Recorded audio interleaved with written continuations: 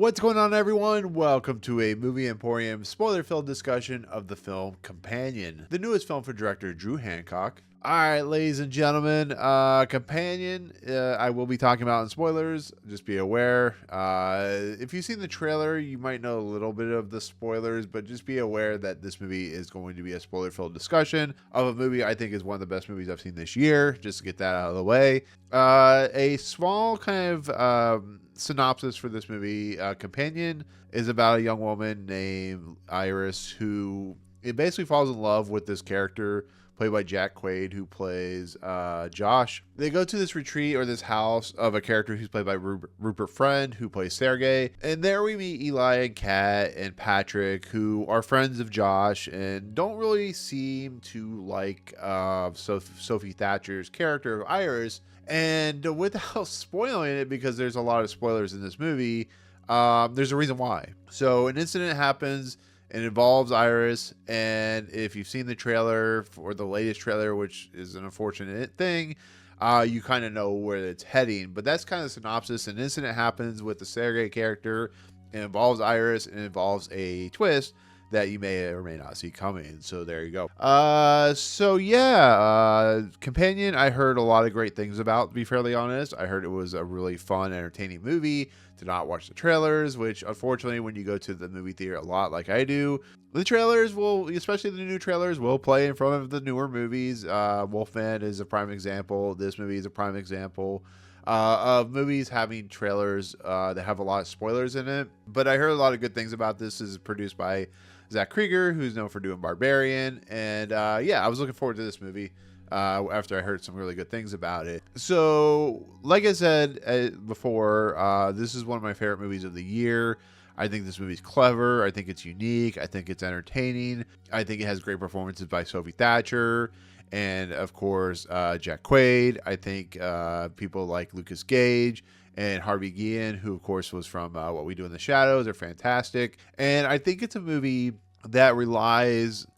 Unfortunately, it does rely on its spoiler material, and it does go into some Twilight Zone territory. But I think the movie's deeper than that. I really do. I think it does rely on it, but I think it has a lot of messaging about control, about, becoming your own, about getting out of situations that you find yourself in when it comes to the disturbing nature of, abusive relationships and stuff like that. And it's a movie that is about finding yourself in a world that can be very, very dark and very disturbing and all that good stuff.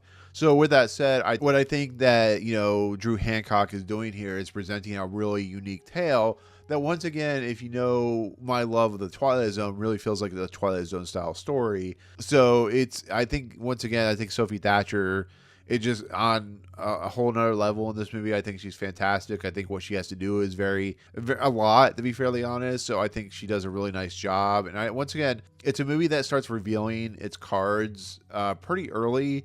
And there are hints and subtle moments where you could kind of figure out if you're really thinking about what Sophie Thatcher is doing and how she's saying things. But it's a movie that really is unique and really kind of, though you've seen stories like this before when it comes to, the bad boyfriend or the situation that gets out of hand, I think using what it uses in this movie is really clever. So with that said, that is my non-spoiler take. I think this is a really fantastic movie, and I think it's going to be one of my favorite movies of the year by the end of the year, which is pretty crazy because it's only January when this movie comes out, but it's definitely worth a watch. I think it's the best movie so far this year, and it has great music, it has great moments, it goes dark places, and that's my non-spoiler take of this movie. So with that said, let's do spoiler review of this spoiler discussion. I hate the fact that the second trailer came out for this movie. I hate what it does. I hate that it represents what this movie kind of is doing. And if you've seen the trailer, you know that Sophie Thatcher is a robot,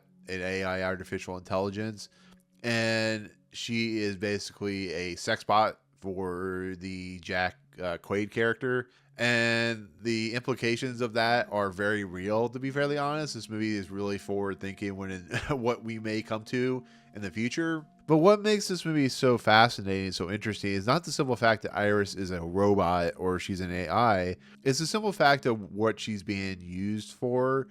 Jack Quaid he's a guy that sits behind his computer, is a very sad and lonely individual, and tries to make excuses for everything else. It is the way of the world how we make excuses for our shortcomings. And instead of being a man and living up to his shortcomings, he has to go the easy route and order a robot.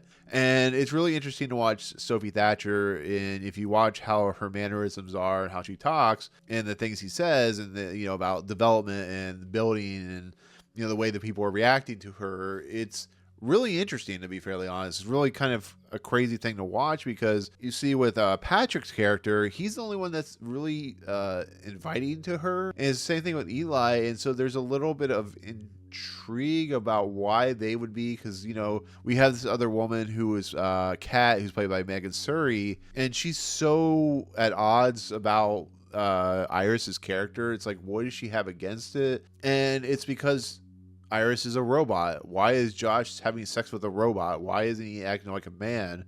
And as this movie goes along and as it starts revealing its cards, it's because he's using her, Iris, to plan a plot against Sergey. The plot is they want to steal money from what they think is a con man, a really bad individual. And because he has all this money, because he has a wife, because he's cheating on his wife with Kat and all that stuff, that they're basically going to steal the money, and they're going to use Iris as a scapegoat. And that is very telling of an individual that has no basically balls to do what he needs to do on his own. He has to have somebody else do it for him. So therefore, he is very much a piece of crap, to be fairly honest, to kind of be level-headed and not kind of curse too much. But watching the story play out, and watching Iris and her eventual murder of Sergey, and watching how all it plays out, and how she starts realizing that all of that stuff that happens at the beginning of the episode or the movie with her in the grocery store is all an implant, a love implant of sorts, that will basically have her have the ability to be controlled by him, that she will only be with him. The simple fact that he has a phone that has the ability to control her intelligence, which is really telling of how he really feels about women in general. The fact that he can change the language on her, the fact that he can change the eye color. When she gets all control of that and she turns her intelligence up to 100, it's a really fascinating thing to watch, to be fairly honest. It's really cool to see her kind of take control, similar to Ex Machina, where the character, the robotic character, the AI character, starts to take control and starts to use her abilities to take down. But there's also the menace of Josh becomes more menacing as he goes along. The level of craziness that he has starts to forward itself, and it's really, really kind of crazy. I think Jack Quaid is doing some good work in this, as he usually does. He's menacing, he's evil, he cares little about Iris and the way he has sex with her, the way he treats her, and the fact that him and Josh and Kat have this relationship, and they're using her, and the fact that she escapes, and then we come to find out that Patrick is a robot, which is really fascinating and another great twist. And we see that Eli, the Harvey Guillén character, really loves this robot, but is also just very self-absorbed. And it's really about just the nature of people and the abusive nature, and how they will use technology to gain power in a lot of respects. And I felt that was a really unique take on a movie like this. I thought it was really good and really well developed. And watching Sophie Thatcher's Iris character become more and more resilient, and watching Josh kind of struggle and how they're going to plan this out. It leads to Eli being shot and killed, and then Patrick being reprogrammed to kind of fall in love with Josh, and then Patrick becomes the Terminator and kills one of the he kills a police officer, and then he kills the maintenance workers that come back and retrieve Iris after she shoots herself in the head. It's really fascinating and really kind of crazy and dark and disturbing, and I felt that was it's a really unique film in that respect, because when you watch how people can be manipulated into doing things they don't want to do, or when they can't be their own person because of the manipulation of like the way people put them down and stuff like that. You watch these two individuals, Patrick and Iris, who are just even though they're robotics or they're robots and they have they're not real people, they have real emotions that they're built into, so you really feel sorry for them. And when Patrick kills one of the individuals and he goes after the other individual, the maintenance worker, Iris talks him down. He realizes that his motives, his programming have been manipulated, and therefore he kills himself because Iris tries to kill him, but she's been rebooted and therefore she can't do it. And I love the idea of like that we see in the trailer where she puts her hand over the flame, but then you see her hand catch on fire and she's like crying and she can feel emotion, and you watch Jack Quaid just kind of whatever. It really, and then you see him panic when he realizes that the hard drive and the disk drive or whatever is in her is that will exonerate him or not exonerate him, and that these maintenance workers know this.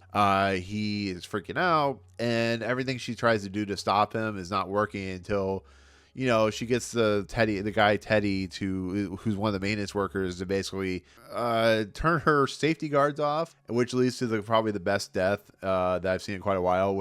There's been a thing throughout the entire movie with the cork bottle opener, or the mechanical cork bottle opener. I love that she's like, because there's a point throughout the entire movie where they're like, Eli or Patrick or Iris turn off, and they'll turn off. But instead, she says that to Josh, and then stabs him in the head with the bottle opener. And I thought that was fantastic. And I think what this movie does and what it's really well at doing is this portraying individuals and portraying the world as a very sinister and dark place where people will do whatever it takes and whatever they have to manipulate whatever. To manipulate the population, to manipulate a person. And when that kind of falls to grace, when that falls apart, things don't go as well as they should. And I thought it was really a really great take. I think there's some really great funny moments, especially when Iris is trying to change her voice, when the cop arrests her and she's like talking in German or whatever. I thought that was some great stuff. I think there's some humanity here between Eli and Patrick. I think the revelation that Sergei was like a